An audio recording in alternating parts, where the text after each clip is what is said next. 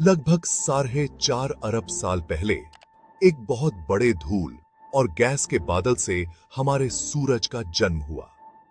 यह बादल, जिसे सौर नेबुला कहा जाता है, धीरे धीरे गुरुत्वाकर्षण के कारण संकुचित हुआ और एक चमकते हुए तारे में बदल गया।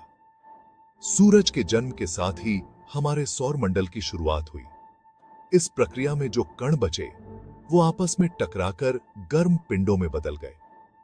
ये कण, जो पहले छोटे छोटे धूल के कण थे, धीरे धीरे एक दूसरे से जुड़ते गए और बड़े पिंडों का निर्माण करने लगे।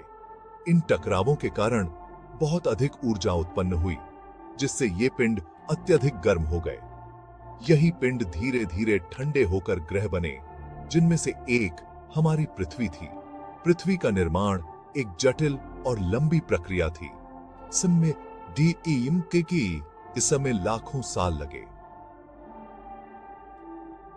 प्रारंभ में यह एक पिघले हुए लावा का गोला था, जो धीरे धीरे ठंडा होकर ठोस सतह में बदल गया।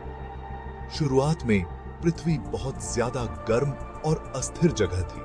इसकी सतह पर निरंतर ज्वालामुखी विस्फोट होते रहते थे और यह एक अत्यंत हिंसक और उथल-पुथल भरी जगह थी।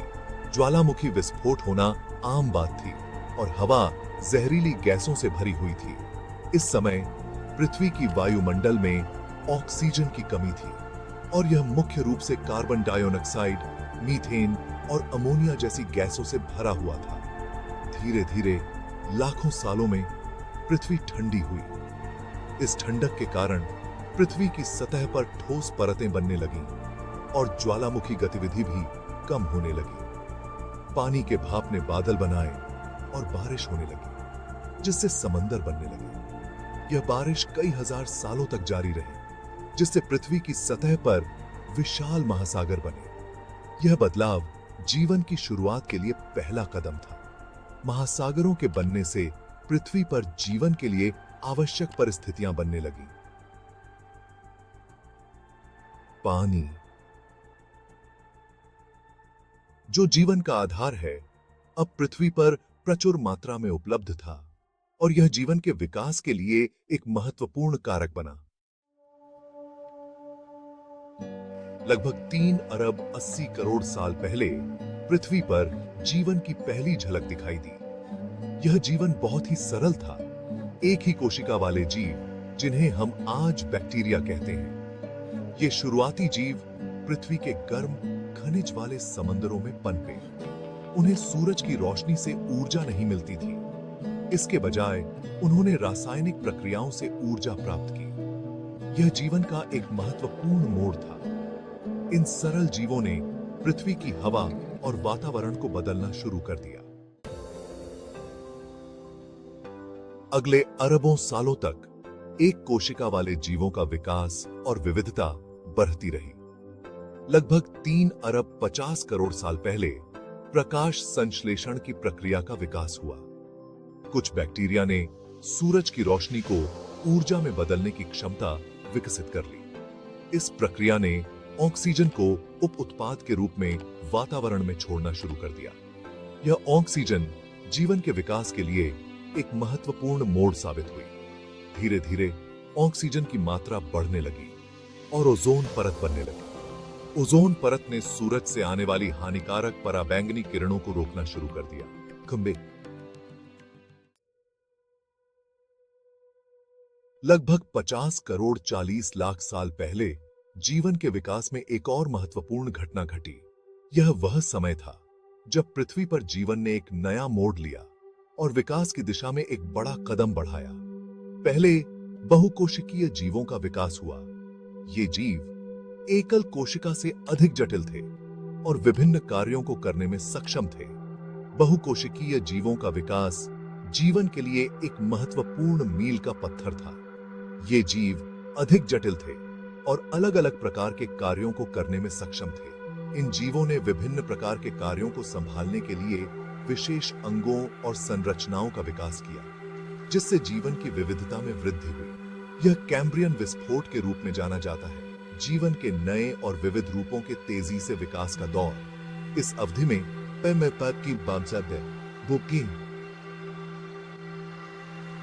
समुद्री जीवन के विभिन्न रूपों का तेजी से विकास हुआ, जिससे पृथ्वी पर जीवन की विविधता में भारी वृद्धि हुई। इस युग में पहले जानवरों, पौधों और कवक का विकास हुआ।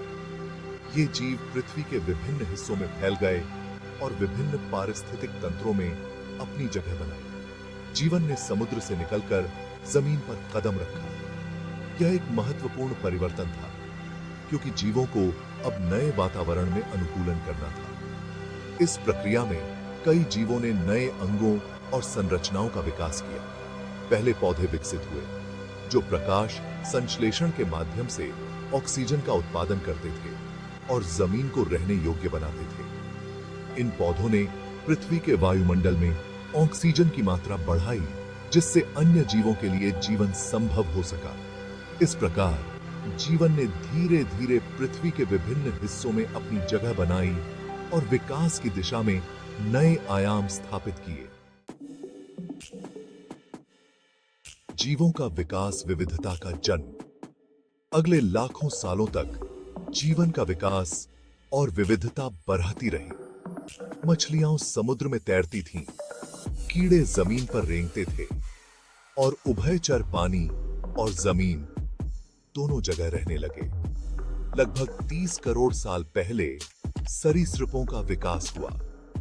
सरीसृप अंडे देने वाले जीव थे, जो सूखी जमीन पर रहने के लिए अच्छी तरह से अनुकूलित थे।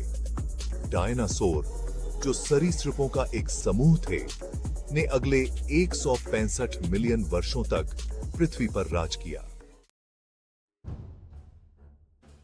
डायनासोर का राज विशालकाय जीवों का युग। यह वह समय था जब पृथ्वी पर सबसे बड़े और सबसे प्रभावशाली जीवों का वर्चस्व था।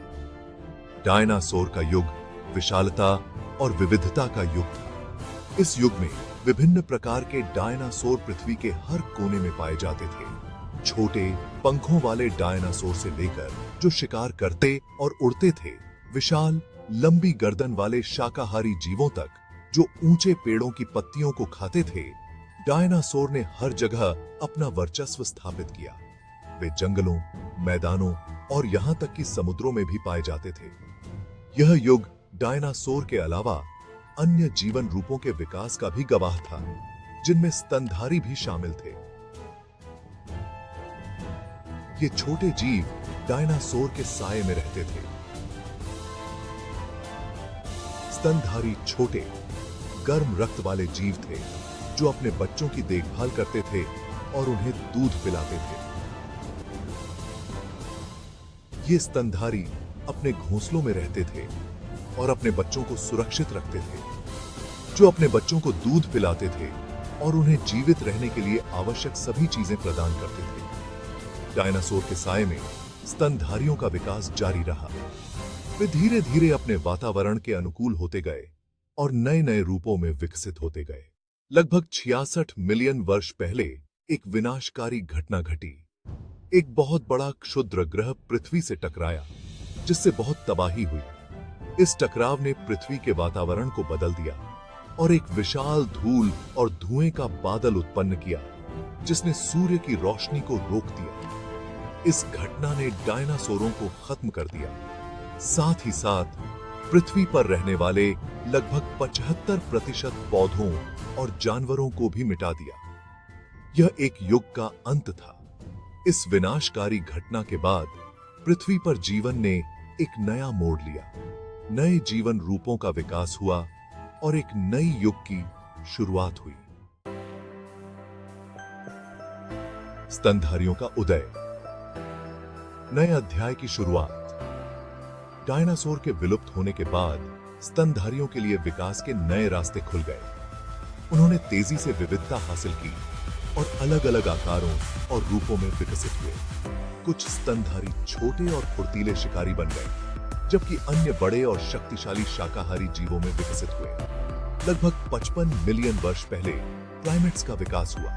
प्राइमेट्स ऐसे स्तनधारी थे जिनके पास बड़ा दिमाग, आगे की ओर देखने वाली आंखें और हाथ पकड़ने की क्षमता विकसित हुई थी। ये विशेषताएं उन्हें पेड़ों पर जीवन के लिए अच्छी तरह से अनुकूलित करती थीं। वानर से मानव तक। एक अद्भुत यात्रा। लगभग 70 लाख साल पहले अफ्रीका में कुछ प्राइमेट्स ने जंगलों को छोड़कर खुले मैदानों में रहना शुरू कर दिया। यहां उन्हें जीवित रहने के लिए नई चुनौतियों का सामना करना पड़ा, जिसके कारण उनके शरीर और व्यवहार में महत्वपूर्ण बदलाव आए। इन प्राइमेट्स ने धीरे धीरे 2 पैरों पर चलना सीखा, जिससे उनके हाथ उपकरण बनाने और उपयोग करने के लिए स्वतंत्र हो गए।